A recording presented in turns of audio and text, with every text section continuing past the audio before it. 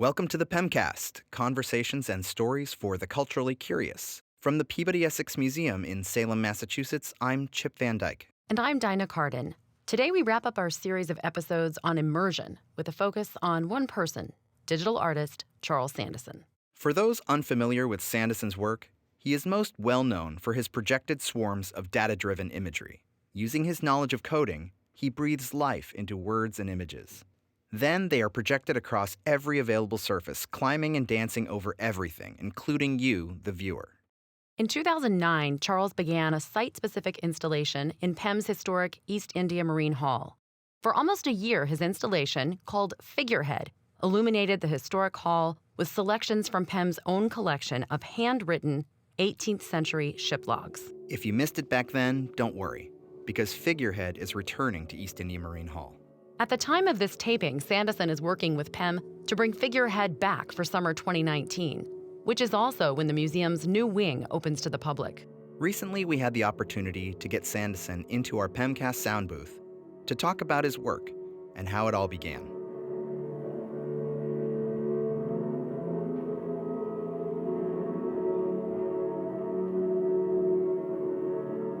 My name's Charles Sandison. I'm a visual artist who's currently living in Finland. I've been in Finland for about 20 years. Originally, I'm from Scotland.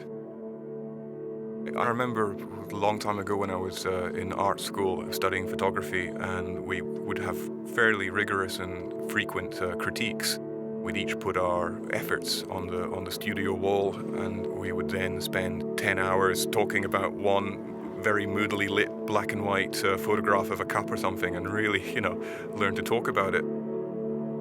I had a little bit of an epiphany in that moment. Half asleep, I could hear the people's voices. I became slightly dislocated from the situation I was in. I realized that the photograph wasn't important. It was more the kind of experience of being surrounded by people and voices and information. And I thought, well, how can I create an artwork that somehow does something similar?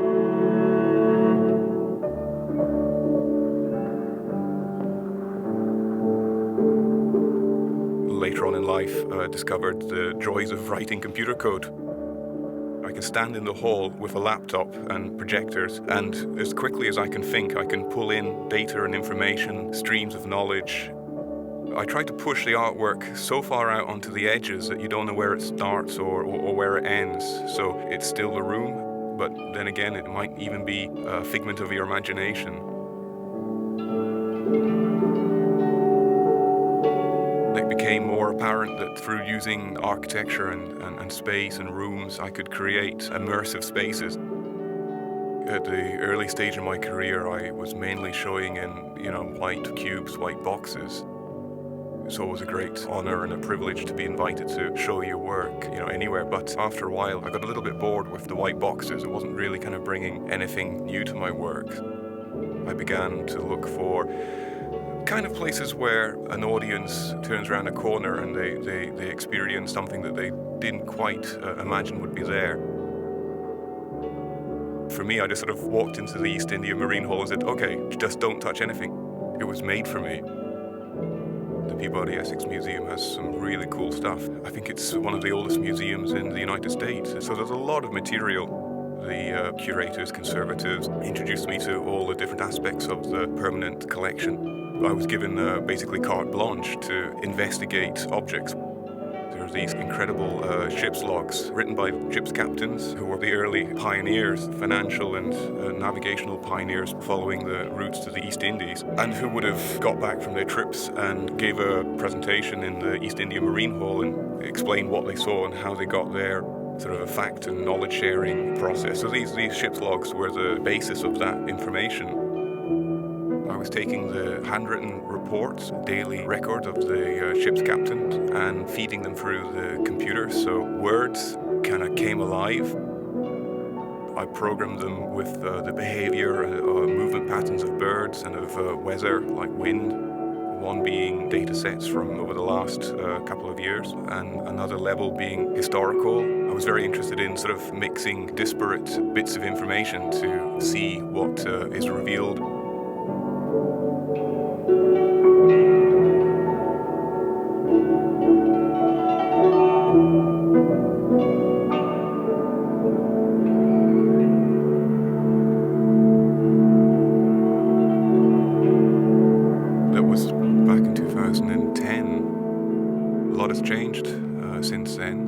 the Peabody Essex Museum got in touch with me and fielded the possibility of coming back and recreating the artwork.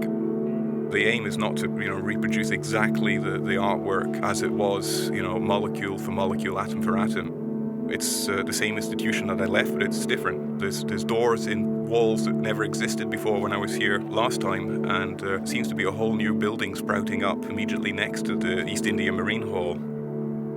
The choice to accept the invitation back in 2010, there was a lot to do with the kind of history of the museum, where it was coming from, and now I've got this wonderful opportunity to engage with where the museum is going to. One of the reasons why I like the medium that I work with, I like the fact that it's not fixed and it's not permanent.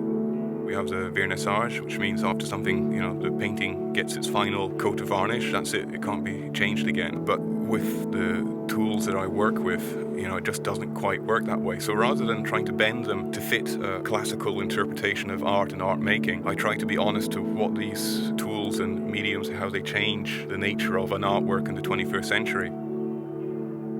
I always remember some line Joni Mitchell said, nobody asks a painter to come back and, repeat the painting, but we're in new territory here.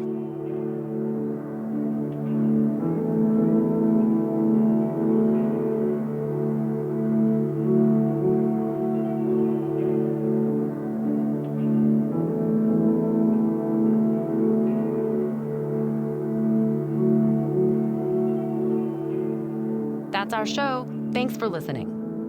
Charles Sandison's newly reimagined figurehead opens June 2019 in PEM's East India Marine Hall. This is in conjunction with the grand opening of PEM's newest expansion. We hope you'll come see it and experience it for yourself. Music for this episode is by Bibio, courtesy of Warp Records.